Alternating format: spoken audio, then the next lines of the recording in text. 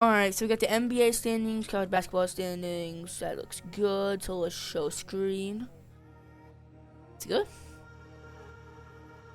You see now when I just showed my screen, it switches also on my vertical overlay. So it's linked. That's clutch. It's clutch. Okay. That being said, go over here, go to full screen. Full screen. Full screen. Thank you. There you go. Right there. Okay.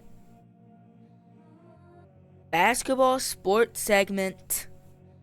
Let's go.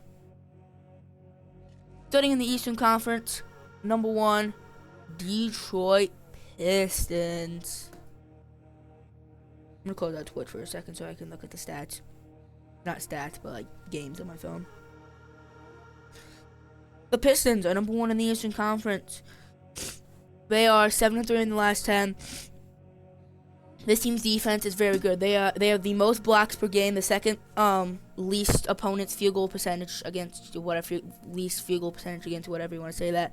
Third most steals per game, second most rebounds per game. Top 5 in opponent's points per game, top 5 least. Top 8 in opponent 3-point field goal percentage. Yeah. They're top 10 in points per game, top 8 in field goal percentage. Their free throw percentage is 29th. That's pretty bad. 11th in assists, and they also turn over the ball a decent amount. But if they can get a little cleaner with the ball and knock down more free throws, this team is very, very tough to beat. This team's very well rounded.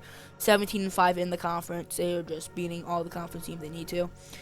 Number 2 in the conference is the Knicks, 1.5 games behind them, 23-10 a record. Before I go any further, I do want to let you know it's Basketball Wednesdays, but again, I'm making this up from Wednesday. To let you YouTube now, I'm making this up from YouTube. From Wednesday, so that's why I do it on Friday. I'm never usually live on Friday, so let you know. This one just should have been on Wednesday, just to let you know. Anyways, continuing on. Next, 3rd in points per game, 9th in field goal percentage, 4th in three-point field goal percentage, 9th in free throw percentage, 10th in assists, and 4th in turnovers per game, like 4th least amount of turnovers per game. And they have good defense, 6th in opponent's field goal percentage, 5th in rebounds, 11th in opponent's points per game. The team's stingy. This team has shooters. This team has clutch players. This team has it all. This team can definitely make some noise, as they did win the NBA Cup. Who they could definitely make some noise. 3 Celtics. They still shoot an insane amount of 3-pointers, and you could tell. They make some of them. They miss some of them, and this team could just beat anybody on a good night. Raptors number 4. This team could be really good or really bad, depends on the night. 5-5 in the last 10. They're starting to fall off a little bit compared to what they were, but they're still winning games. 5 is the Magic. Again, this team could be really good at times, but this team on the road is pretty bad. They're 8-9 on the road, but 11-5 at home.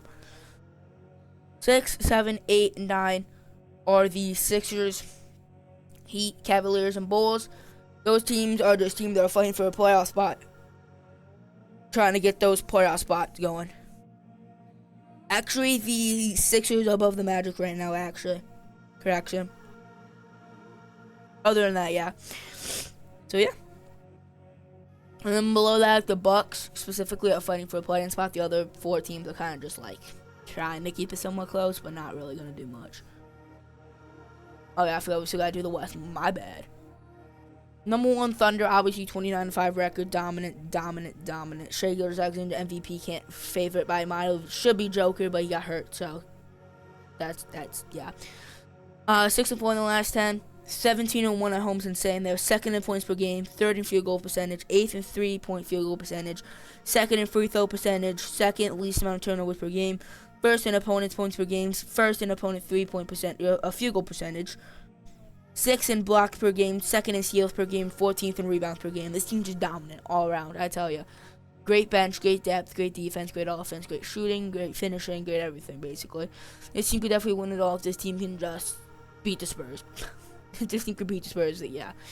Number 2, speaking of the Spurs, the Thunder Kryptonite, the Spurs themselves, they beat them, 3 times? They beat them 3 times this season already. It's insane. 3-0 against them. 8-2 in the last 10. The team's on fire. 4.5 games behind the Thunder. Getting 3 games over them. It's definitely going to help.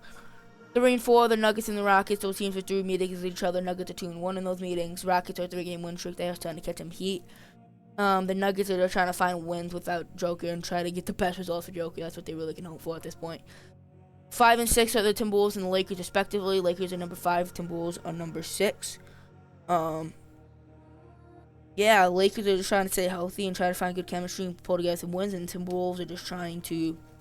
They're a good team, very good team, but yeah, they're just they're Timberwolves are like good at everything, but like not great at any one specific category.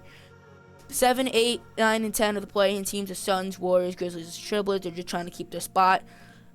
Jazz, Clippers, Mavericks are trying to find the way into the play-in somehow, some way. And then the Kings and the Pelicans are just there. They're just there. Honestly, they're not really doing much, but yeah, that's what we're looking like there. My current predictions for the Western Conference winners, probably the Thunder. Eastern Conference winner, probably the Knicks. You're not the Knicks, the Pistons, because they'll probably get home court advantage. If it started right now, they would, and they're really good at home. So yeah, I mean, with that being said, Pistons and Thunder in finals, Thunder probably would. I will say Spurs again. If the Spurs and the Thunder play in the playoffs, the Thunder better watch out, because that's been their kryptonite. Rockets starting to catch some heat. If they can get hot at the right time, they can make some noise. I'm a Rockets fan, so I mean that might be a little bit biased, but like you get the point. Nuggets, if they can get Joker, they can beat anybody. Lakers and Timberwolves, if they are healthy, they're just stingy. They can just beat you. Suns, Warriors, Grizzlies, Trailblazers to go into people's radar. They might be able to be get a couple wins, but anything more than that's a little bit crazy. AP top 25 poll for men's NCAA D1 basketball. Let's go. Number 1, Arizona, respectable. That's just respectable. I mean, Michigan, in my opinion, should probably be number 1, but at the end of the day, I'm not going to complain too much about that because it's fair. At the end of the day, it's fair, you know. Yeah. I think honestly, wait, I think Michigan's number 1 now, actually. In the new AP poll. Because it says it's number 1 on my phone. Let me just make sure that's accurate. Let me refresh real quick. Yo, hello? Okay, there we go. It took it a second. It'll be rankings. Yo, hello?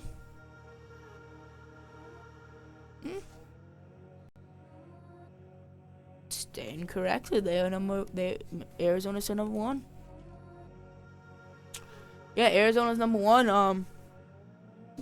They beat some really good teams. They obviously beat Florida when they were like number 3 in the first game of the season. They beat also UCLA when they were healthy. They beat San Diego State, which are not that good of a team. But yeah, they beat Alabama convincingly. They beat Auburn convincingly. They beat UConn. They beat a lot of good teams. That's why they're number 1. Michigan, also, you talk about, beat a lot of good teams and convincingly. This is it. They play USC tonight. Very interesting how that goes. They beat McNeese by a lot. They beat Maryland by 18.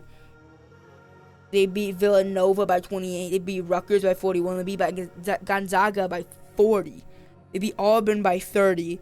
Beat San Diego State by 40. They beat Middle Tennessee by 25. But this team's been dominant. I tell you, dominant.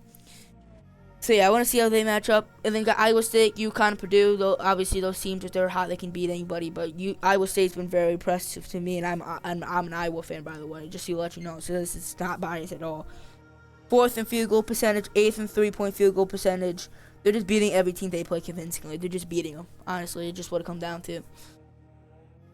UConn, they just need one superstar. I don't think they have necessarily one. They have a bunch of really good players. They don't have a superstar on their team, and that might come down to the difference.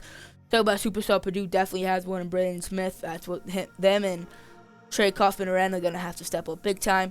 Duke, Gonzaga, Houston, if they can get their freshmen to step up as their true number 1 and number 2 scorers, this team could make it far, obviously, with their defense. But if they can't, I don't know. It's going to be tough.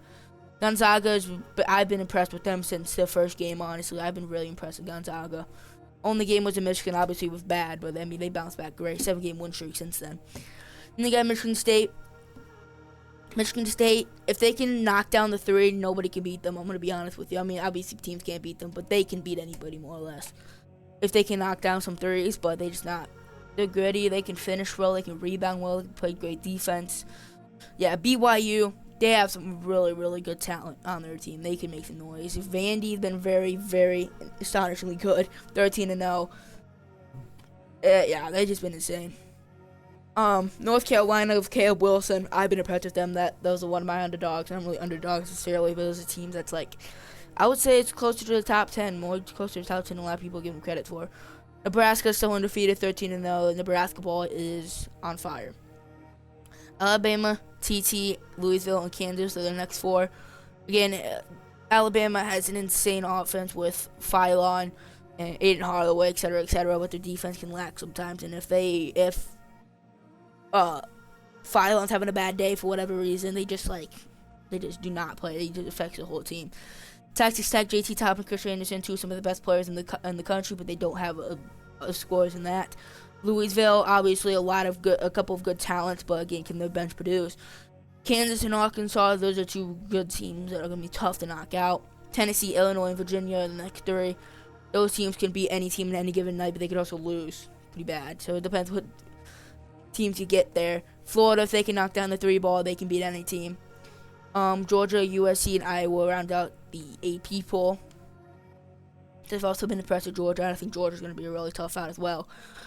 USC at tiebreaker Missouri has been really good, and then obviously Iowa's game depends. If Bennett Sturt goes off, they're winning more than likely. If Bennett Sturt doesn't do that good, they're losing more than likely. So that's really what it comes down to. So yeah, I mean, that's going to do it for the stream. That is going to do it for the stream. Hope you enjoyed the basketball segment. So yeah, this is W basketball segment.